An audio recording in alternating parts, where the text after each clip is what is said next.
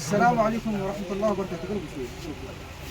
السلام عليكم ورحمة الله وبركاته أعزائي المشاهدين، نحن الآن في سوق العسل في مدينة عقب، والآن معنا كبير النحالين الدكتور سعيد الحداد وأحد الأخوان من مديرية حطيبة دلال لبيع العسل والنوب. وأمامكم هذا هو عسل بغية، أفضل عسل يبتاع في محافظة شبوة وعلى مستوى المحافظات الجنوبية. والأستاذ سعيد الحداد يقول لكم كلام مختصر عن هذا العسل. نحن في موسم العسل عام 23، موسم عسل السدر الذي يتميز به شبوة عن بقية المحافظات الأخرى.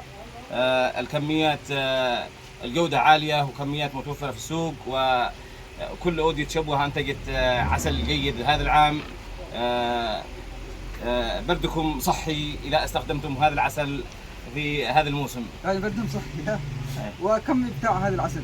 هذا العسل السدر من وادي حطيب، والذي يعتبر حسب تقييمنا للموسم العسل هذا السنة من أفضل الأودية في إنتاج العسل.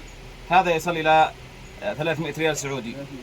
والدبة هذا؟ والدبة تصل إلى 1800 إلى 2000 ريال سعودي، أي ب 500 دولار تقريبا.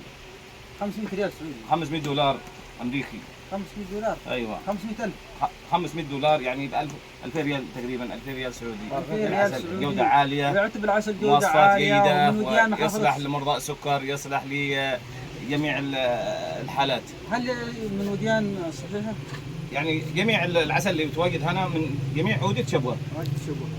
وابرزهم وادي قردان. وابرزهم وادي قردان، وادي حطيب، وادي بيحان، وجميع أودية شبوة انتجت اجود انواع العسل هذا العام. وعليكم بالعسل فانه علاج البرد.